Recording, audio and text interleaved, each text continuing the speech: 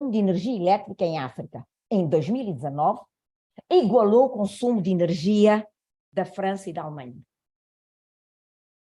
Um continente consumiu energia igual à França e à Alemanha. E eu, como é evidente, lancei um programa naquela sala. Enough is enough. Enough is enough. Portanto, e aí a problemática do controle dos recursos domésticos. Uma pequena chamada de atenção. Recursos. Eu não estou a dizer receitas, intencionalmente. O R quer dizer recursos, não receitas. Ou seja, para além das receitas fiscais ou das receitas orçamentais. Muito bem. Segundo slide. Espero lembrar-me de lhe dizer. Portanto, a África já financia o seu desenvolvimento, mas não é esta a consciência, nem a nível do continente, nem a nível da comunidade internacional. E vejamos estes números.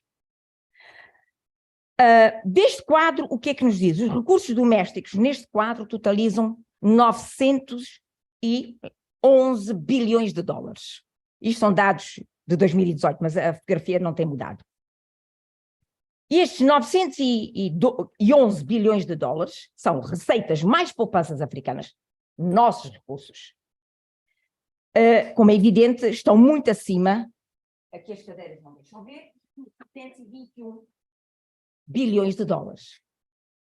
Ou seja, os recursos domésticos hoje são 20 vezes superiores ao investimento direto estrangeiro e 16 vezes superiores à ajuda pública ao desenvolvimento. A ajuda pública ao desenvolvimento, neste momento, é completamente marginal. É marginal. Isto não quer dizer que não seja importante. Aí, o problema, e teremos a oportunidade de ver isto, o problema da ajuda pública de desenvolvimento não é uma questão de montante, porque os 0,7% quase nenhum país dos doadores conseguiu atingir, à exceção de alguns países nórdicos e Luxemburgo, mas pode fazer a diferença, como iremos. Próximo slide, por favor. Portanto, eu aqui gostaria de vos dar uma ideia dos fluxos.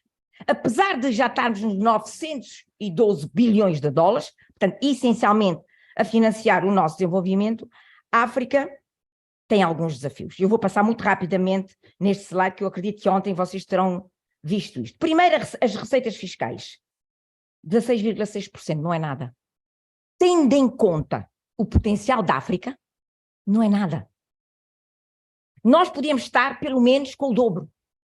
Sem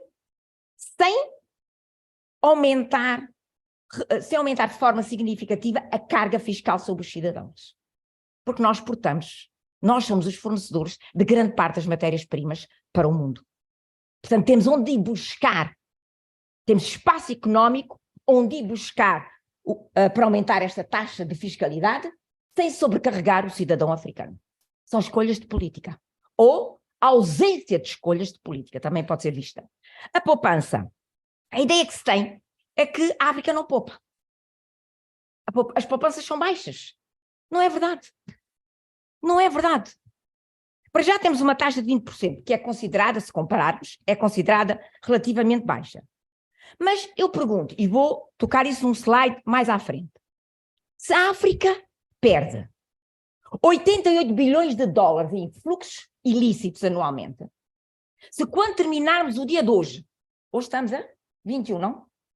21. Quando terminarmos o dia de hoje, 21 de abril, à meia-noite, a África terá perdido, só hoje, 240 milhões de dólares. Minha questão é, e vocês vêm me dizer que o meu continente não produz poupança? Não produz dinheiro. Portanto, vamos ver que o problema da África não é um problema de geração, é um problema de mobilização. O investimento direto estrangeiro, a participação da África é marginal, as remessas têm um potencial imenso, is the low hanging fruit, mas as políticas públicas não estão a conseguir desenhar produtos transacionáveis que permitam alavancar mais numa ótica de desenvolvimento. A ajuda pública ao desenvolvimento é marginal e está cada vez mais marginal, portanto temos que começar a olhar para a ajuda pública mais pela qualidade e não pela quantidade, e já mencionei os fluxos ilícitos.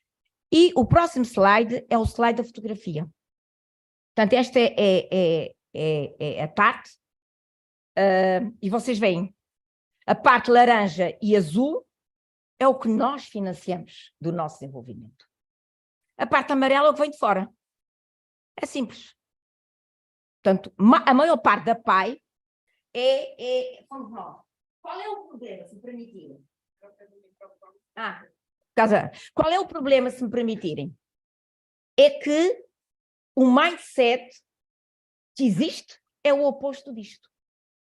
O mindset é que o amarelo é a nossa contribuição e o azul e o laranja é a contribuição que vem de fora. Ora, este mindset está a bloquear-nos, literalmente. Próximo slide. Portanto, é o que eu disse. Portanto, a segunda ideia que eu aqui gostaria de passar é, portanto, no espaço das políticas públicas em África, como eu disse, quando apresentei o meu overview, o que predomina é um mindset de gestão da pobreza e não de gestão do desenvolvimento, não é? E, como é evidente, isto interpela-nos como africanos. Isto interpela-nos como africanos no sentido de mudarmos o paradigma. E é muito simples. É muito simples. O desenvolvimento, está todo mundo muito focalizado no desenvolvimento sustentável, Objetivos de Desenvolvimento Sustentável, e estamos todos focalizados. Só que há um pequeno detalhe. Para conseguirmos promover um desenvolvimento sustentável, antes temos que conseguir um financiamento sustentável. Sem um financiamento sustentável, não há desenvolvimento sustentável. E os últimos 10, 15 anos, desde a crise internacional de 2008 até agora, têm provado isto. Aqui o que é um financiamento sustentável? E eu estou a dizer isto porque isto tem a ver com as finanças públicas. O papel das finanças públicas, das reformas, da modernização, em conseguir construir instituições não no sentido de organizações, mas instituições que permitam que o financiamento se torne um financiamento sustentável impulsionado internamente. E, como é evidente, a minha última mensagem é: a África não alcançará a transformação estrutural contando apenas com financiamento externo para a redução da pobreza. Este business model is over. Financiamento externo para combater a pobreza já não funcionam. Slide seguinte. Então, isto coloca no centro, como motor, a mobilização dos recursos domésticos. E quando nós falamos da mobilização de recursos domésticos, há aí uma peça nesta equação que é determinante, que é aquela que, quando nós começamos um jogo de futebol, o que dá o primeiro pontapé é as finanças públicas. As finanças públicas. Como é evidente, a mobilização de recursos domésticos vai para além, como eu disse, das receitas. E, do ponto de vista dos relatórios do secretário-geral, nós somos os penholders, nós estamos a abordar a mobilização dos recursos domésticos em 5 dimensões. E começamos pela despesa pública. Eu, quando pus a despesa pública como o primeiro item na mobilização de recursos domésticos, houve reações de despesa. Como é que a despesa é recurso? E então tive que lhes contar a história, quando eu comecei a Ministra das Finanças. A minha primeira atividade como Ministra das Finanças foi descobrir os fantasmas no orçamento do Ministério da Educação. Simples. Foi a minha primeira atividade. Eu precisava de dinheiro. O dinheiro de fora demora. Fui à procura de fantasmas e encontrei. Encontrei cabo-verdianos nos Estados Unidos a receber salários da função pública. Portanto, há espaço. Portanto, a qualidade da despesa pública é o primeiro passo. É o primeiro passo numa estratégia de mobilização de recursos domésticos. E o raciocínio é É óbvio, desculpem-me, temos um cesto. Antes de se colocar mais coisas naquele cesto, por favor, vamos tapar os buracos do cesto. Mais simples do que isto é impossível. Portanto, começando pela receita, pela despesa pública, é este o espírito. Mercado de capitais, a questão das poupanças. Nós produzimos poupanças, fora. Fundo de pensões 1,3 trilhões fora, e não alimentam o desenvolvimento dos mercados de capitais. Temos depois a poupança interna, o mercado de capitais e os fluxos ilícitos. Como é evidente, há duas questões críticas que temos que tomar aqui atenção. O primeiro é a gestão da dívida. E aqui, nesta perspectiva de mobilização dos recursos domésticos, a gestão da dívida é crucial. E a gestão da dívida tem que ser feita numa perspectiva em que o ponto de partida não é olhar para fora e ver onde mobilizar, onde identificar mais oportunidades para se emitir eurobonds, porque esta é a perspectiva, temos dívida, vamos à procura de financiamentos externos. Não. Há uma etapa que tem que ser feita antes, que é controlar os fluxos económicos. E isto, como é evidente, requer uma liderança política em África. É uma questão de liderança política em África. A segunda questão é o SDG 16. São instituições fortes. Porque gestão da dívida antes de se entrar numa negociação de uma transação com um banco comercial, a Eurobond Issuance. Temos que tentar ver se controlamos os nossos fluxos económicos, mas ao vermos qual é o nível de controle dos nossos fluxos económicos, isto empurra-nos para uma outra questão. O controle dos fluxos económicos exige SDG 16. Instituições fortes. E, como é evidente, e aqui as instituições fortes não é só tanto para servir também, não é? Accountability, transparência, tudo isto, e acho que tem aqui o meu grande amigo do Tribunal de Contas, concordo, as instituições é para isto, o Sr. Tribunal de Contas, mas no caso da África, um país com instituições fortes é um país que tem um instrumento de gestão do risco incomensurável. E se vocês forem ver, compararem o ranking do Banco Mundial, do CPIA, que portanto, todo mundo sabe, com o risco rating das Credit Rating Agencies, vocês veem o coeficiente de correlação. Ou seja, a existência de instituições impacta portanto, o perfil de risco do país. Como é evidente, esta questão de que o financiamento sustentável é uma condição necessária para o desenvolvimento sustentável, como eu já espero ter provado, não é uma questão de semântica. É uma questão de economia política e de ciência política. Como é evidente, isto empurra-nos para duas questões. A primeira é que eu disse que o mindset era um mindset de gestão da pobreza. E o que é que está por detrás deste mindset? É o rent seeking. Nós sabemos que em África o desenho das políticas públicas é essencialmente determinado por uma perspectiva de rent seeking, de uma maneira geral. E há uma questão que é crucial. Há uma questão, é a minha voz, é uma questão crucial da necessidade de nos afastarmos da gestão de estoques, que é o que a gente faz em África, e começarmos a controlar, como eu disse, os fluxos. Ou seja, aqui coloca-se um problema de controle e ownership dos fluxos financeiros, como eu já tinha mencionado. Slide seguinte.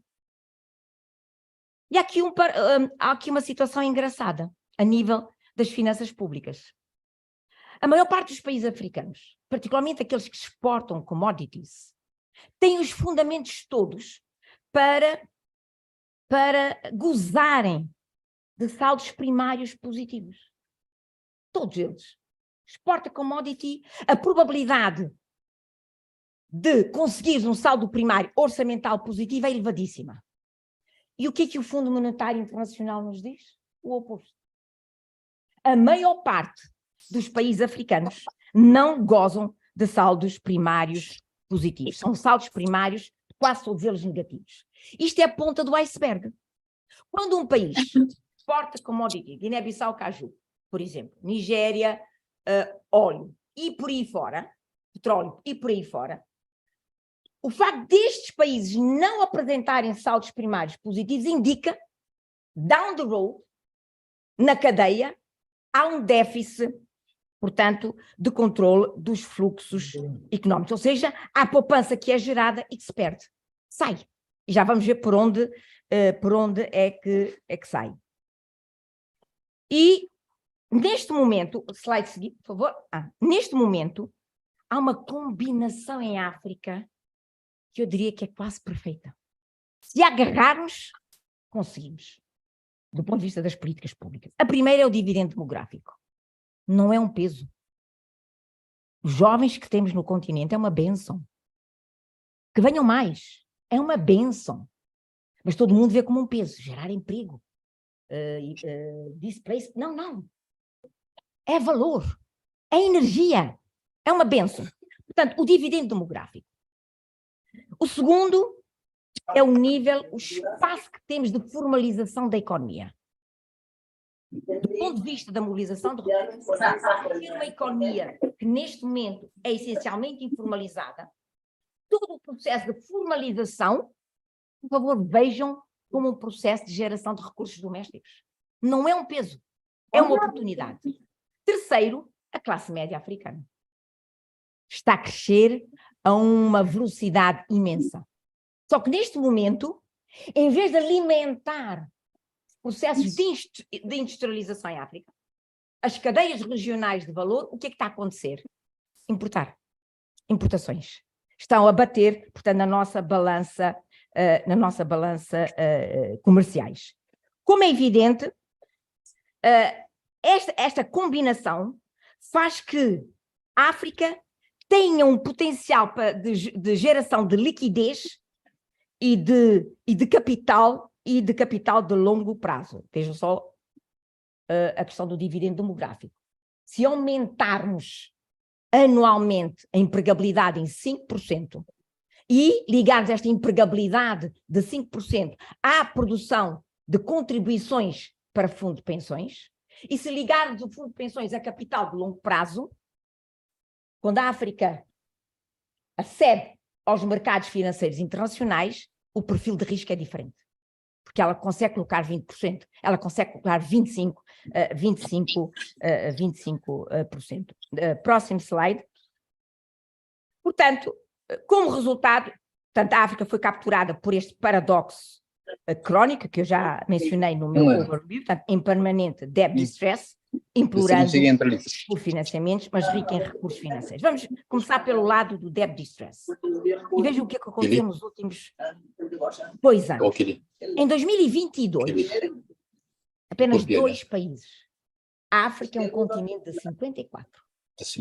É um continente que tem necessidade de financiamentos incomensuráveis. Em 2022, apenas 2 países emitiram Eurobonds. Nigéria e África do Sul. E os rendimentos nos mercados secundários, no fundo, indicam custos de refinanciamento, duplicaram. Permitam-me dar-vos uns números. Um aumento médio de 600 pontos base, e houve países, isto é impensável. Quem estudou finanças, isto é impensável. Estes valores não existem nas aulas. E há países que viram a sua taxa de juros agravada, ou o seu serviço agravado, em 1.800 pontos base, 18%. Isto arrebenta com qualquer país. O Paulo Gomes que me diga. 18%, nem em sonho, nem em pesadelo. E então, quais são os cálculos para uma pessoa ter ideia do impacto? Com um montante de eurobonds de 140 bilhões de dólares e um vencimento médio de 10 anos, estamos a falar das condições do Ghana, esse aumento de 6% nos custos de juros chega a 8,4 bilhões anualmente e 84 bilhões ao longo da vida dos títulos. É aquilo que eu disse. O Ministro das Finanças dorme, acorda, e no dia seguinte tem uma fatura adicional de 8,4 bilhões de dólares. Quem sobrevive? Ninguém. Ninguém.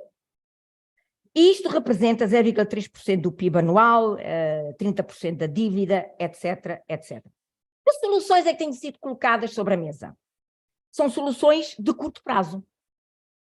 São soluções de curto prazo. São os 23 bilhões dos direitos de saque especial, são as promessas do G20 para mais 100 bilhões, etc, etc. Mas estas soluções não resolveram o problema e muitas estão a ter dificuldades em ser operacionalizadas. Porquê? Não é culpa do Banco Mundial, não é culpa do G20, porque a solução do problema não está lá.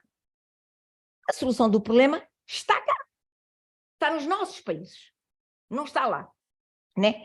E, portanto, a encruzilhada em termos de financiamento do desenvolvimento africano não se coaduna com uma fast food approach. Próximo slide. E aqui gostaria de dar o exemplo do Ghana, muito rapidamente. O que é que aconteceu com o Ghana? Antes da pandemia, o Ghana contratualizou uma dívida via Eurobonds de 3,12 bilhões, representando, imaginem, 17% do seu PIB. Houve uma procura 5 vezes superior, uma coisa amazing.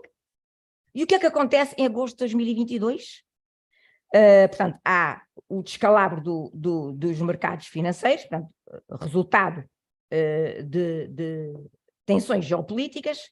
A inflação aumenta em 38%, desvalorização da moeda, as agências de classificação Moody's and Fitch rebaixaram o perfil de risco do Ghana para garbage, lixo, e o Ghana tem que recorrer, portanto, às operações de resgate do Fundo Monetário Internacional.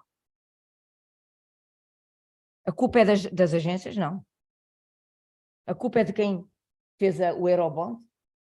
Emitiu o Eurobond? Não. Aqui o que é que faltou? Faltou claramente mecanismos internos de gestão, de construção, de resiliência a choques externos. Próximo slide. Já está. Portanto, a África em permanente débito de excesso, foi o que eu tentei apresentar no slide anterior, com o exemplo do Ghana, mas o que é que nós sabemos? Nós somos ricos. E eu gostaria de dar alguns números. Neste momento, cálculos do Fundo Monetário Internacional, acho que me esqueci de mencionar aqui, peço imensas desculpas. Neste momento, a África anualmente perde 70 bilhões de dólares em ineficiência da despesa pública. Anualmente. 70 bilhões de dólares. 88 bilhões de dólares em fluxos ilícitos. 46 bilhões de dólares em isenções fiscais ineficientes. E 1,3 trilhões de fundos colocados não em África a financiar o nosso desenvolvimento, mas em outras praças financeiras. É o que eu digo no item, no bullet point a seguir. Eu penso que só se perde o que tem. Eu só posso perder esta garrafa d'água se tenho a garrafa d'água. Se eu não tenho a garrafa d'água, não a posso perder. Portanto, a África perde o que tem. Se a África tem estes recursos, é porque é rica em recursos financeiros. Portanto, aqui o problema que eu digo é a África tem, isto prova que a África gera recursos financeiros, mas não tem capacidade de os mobilizar. Tem capacidade de os gerar, mas não tem capacidade de os mobilizar. E aqui que entra nesta equação a mobilização de recursos domésticos e dentro de um ciclo da mobilização dos recursos domésticos permitam reformas e o reforço da gestão das finanças públicas. É crucial para se impedir. Eu vou-vos dar um exemplo. Não sei se está aqui alguém de Angola. Angola é se não me engano, foi há 2 anos. Há um instrumento que foi criado pela UNCTAD, todo mundo conhece, é o ASICUTA, o Sidonia World, né, todo mundo conhece, e já está em Angola, portanto, em Cabo Verde nós já usamos há vários anos, portanto, foi instalado em Angola, e acrescentaram um módulo à componente de gestão das receitas alfandegárias. Só este módulo levou ao aumento das receitas alfandegárias em Angola em 40%. Em 40%. Portanto, só para vos dar um exemplo do que eu pretendo dizer. Portanto, a África gera recursos, não os consegue mobilizar. Isto é claramente um desafio no âmbito da mobilização dos recursos domésticos, e as finanças públicas estão no meio, estão no centro desta problemática. A slide seguinte. E aqui eu aproveito a oportunidade para desconstruir um outro mito. A África tem um problema de liquidez, como é evidente. Tem um problema de liquidez, todo mundo sabe. Debt relief, debt suspensions e etc.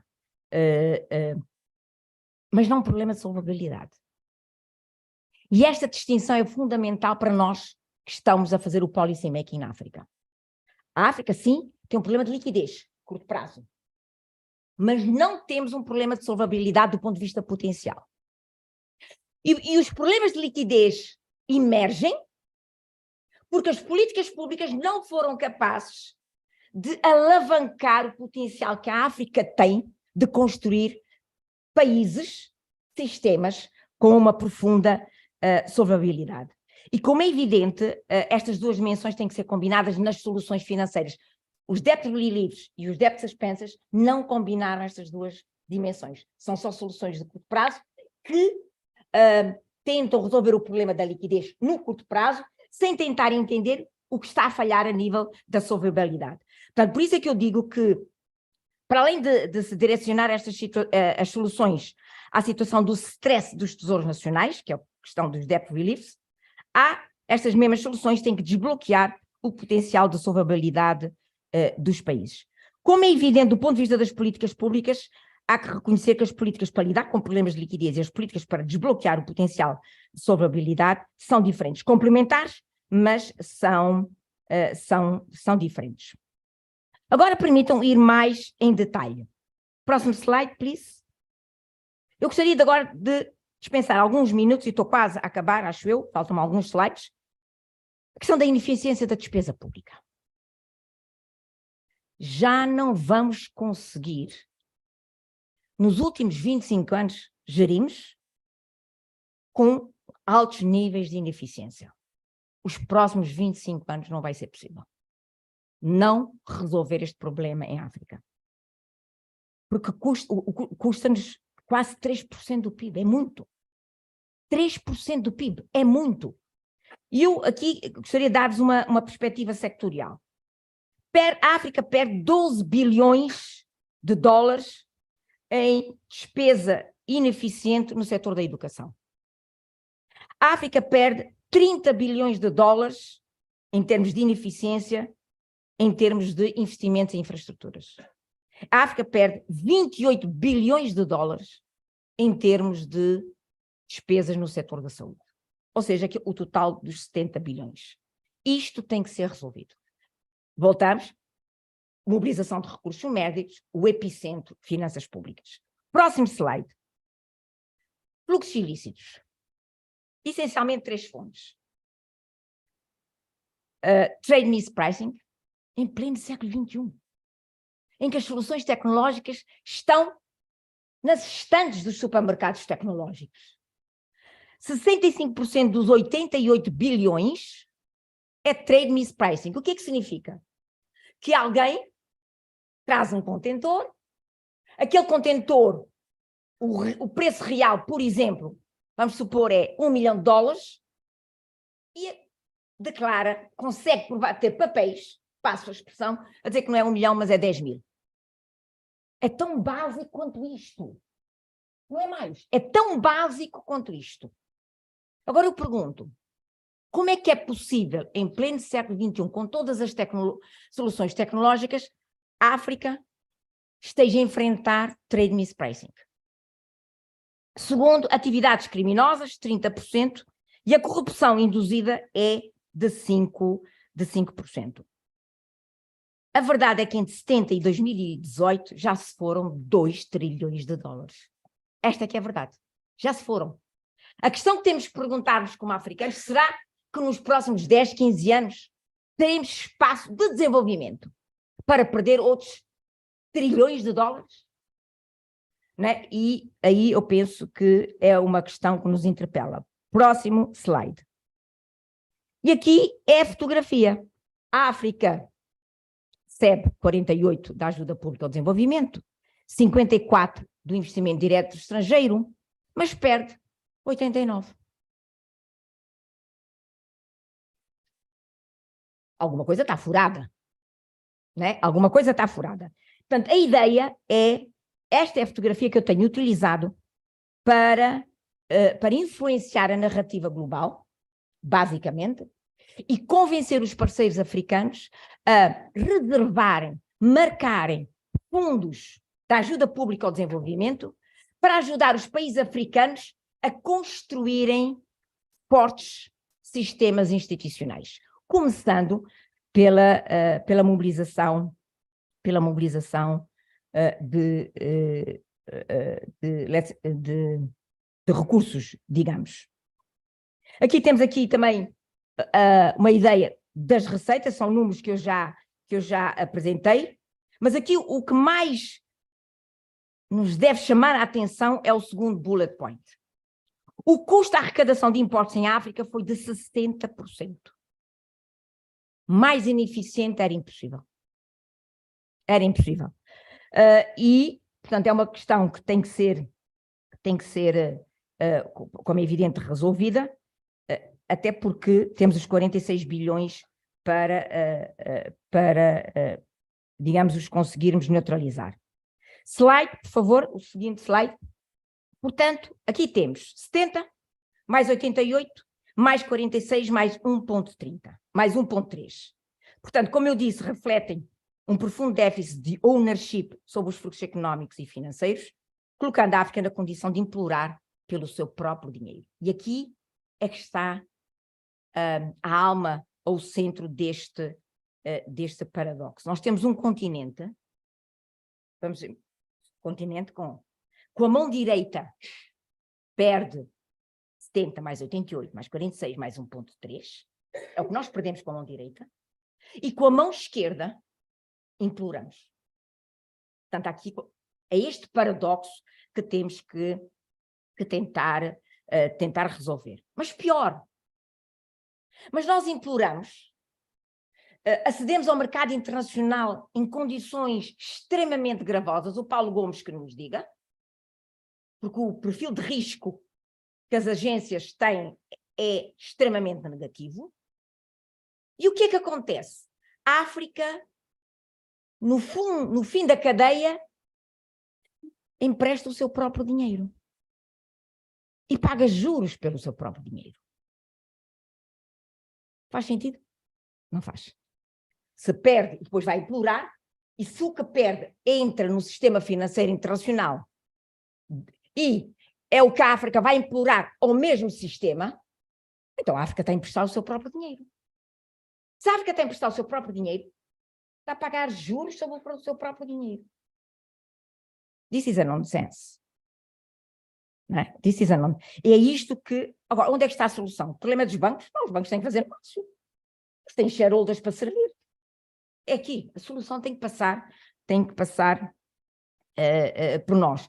Portanto, quando me dizem que o problema da África é falta de espaço fiscal, eu digo, alto lá. Isto é a ponta do iceberg. Que o problema da África é debt distress, eu digo, alto lá. Isto é a ponta do iceberg. Vamos mergulhar. Por favor, vamos mergulhar e vamos ter a dimensão do iceberg. Onde é que está o problema? E o problema não está fora. O problema está dentro. O problema não está fora, o problema está, portanto, está dentro. E isto leva, o último slide, isto tudo traduz-se em quê? todo este cenário que eu aqui apresentei de forma muito sumária,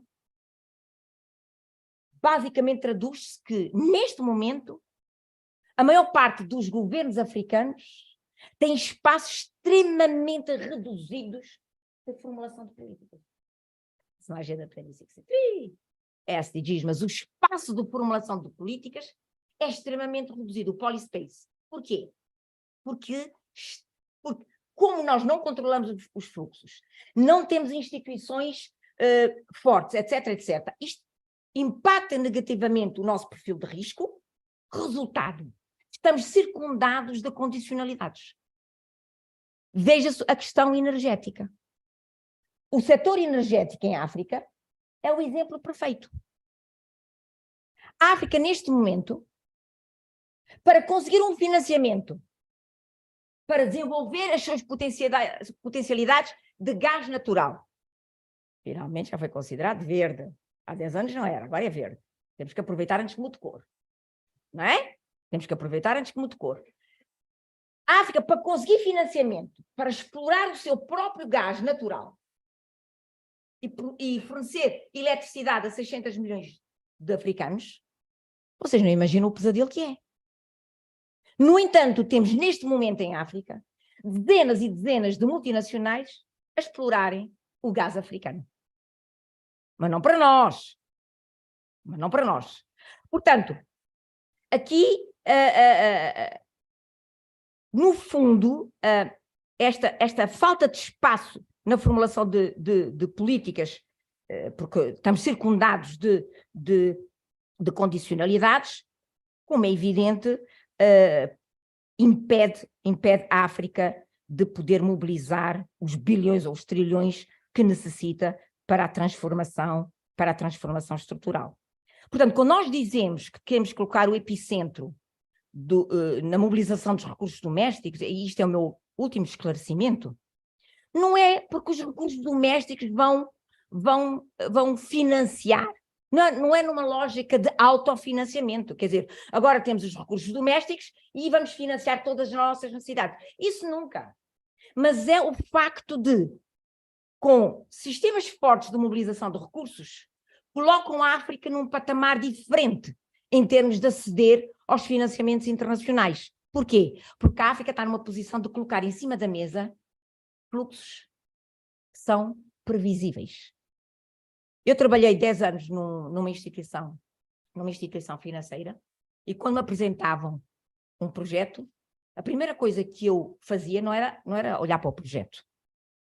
Eu olhava para o país e via qual era o nível de previsibilidade dos fluxos daquele país. Se aquele país não tinha fluxos previsíveis, eu nem olhava para o projeto. Não ia perder tempo. Né? Portanto, é a necessidade, esta dimensão dos sistemas de mobilização de recursos domésticos que colocam o país numa situação de previsibilidade de fluxos que impactam o risco-perfil daquele país, colocando a África numa posição de aceder aos mercados financeiros internacionais numa posição muito melhor do que aquela que faz agora. Né? Portanto, quando nós falamos de mobilização de recursos domésticos, vai para além do déficit, do financiamento do déficit e da qualidade da despesa pública. E eu fico por aqui. Muito obrigada.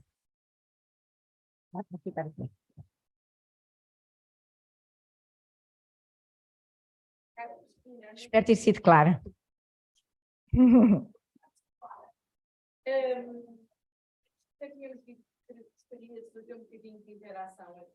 Se tiver tempo? Então. Eu acho que temos que falar duas questões, que eu acho importante, que trouxe aqui tanto a informação rica e interessante, desafiante, que acho que parecemos a dizer duas questões que eu não estou e a Cristina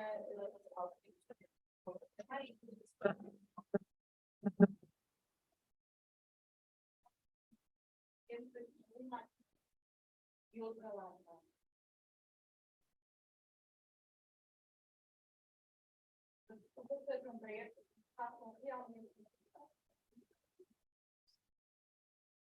Bom dia a todos.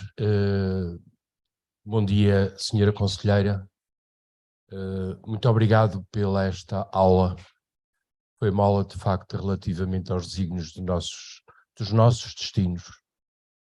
Dante, e citou algumas vezes na sua intervenção o Paulo Gomes, dizia lá ontem, dizia que, de facto, a África vive a reboque, muitas vezes das multinacionais, e como citou, quais são, de facto, considerando aquilo que foram também as metas dos ODMs em 2000, agora os ODS, quais são os grandes desafios nos próximos 25 anos que se colocam às lideranças africanas, à meritocracia africana e, portanto, à sociedade civil africana? É a minha pergunta. Está bem.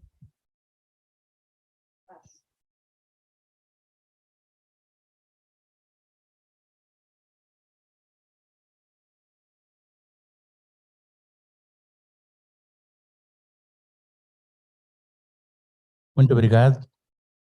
Eu tenho uma questão ou duas questões. A primeira questão tem a ver com a abordagem que foi feita, segundo a qual a África, portanto, está centrada na sua estratégia de desenvolvimento na gestão da pobreza, ao invés da gestão do desenvolvimento. A minha questão é, não é possível combinar essas estratégias, porque numa situação em que temos uma pobreza acentuada em África, e abordarmos apenas a questão do desenvolvimento, isto pode criar, digamos, conflitos, né, dentro das comunidades. Por exemplo, vamos implementar uma fábrica dentro de uma comunidade, mas sem observarmos esta componente da pobreza, não seria uma situação de nós, portanto, gerarmos mais conflitos internos em África? A segunda questão que eu tenho também a colocar é que foi enfatizado que a solução dos problemas africanos está, portanto, em África, não está no exterior. Mas quando nós fazemos uma abordagem assim muito simples, também verificamos que as próprias instituições financeiras internacionais, os organismos internacionais também contribuem para o empobrecimento da África. Porque a maior parte, quando essas instituições vêm em África, quando nós pedimos, como aqui foi enfatizado, nós imploramos recursos, eles impõem determinadas condições, e que uma dessas condições, portanto, nós não temos a capacidade de negociar. E acaba acontecendo com aquilo que estamos a verificar, é que os recursos vêm em África, mas em África apenas serve como um ponto de passagem. Ou seja, o dinheiro vem à África, mas, por outro lado, são as próprias instituições que impõem condições de que, para que este recurso seja implementado, é preciso que as empresas a serem contratadas sejam oriundas do Ocidente. Então, em algum momento, esse dinheiro volta para portanto, o local de onde eles vieram. Portanto, é um problema esse que também, na minha opinião, as próprias instituições, sim, financeiras internacionais, acabam também contribuindo para o empobrecimento de África. Então, não é uma questão também que podemos refletir no futuro? Obrigado. Muito rapidamente, a primeira pergunta.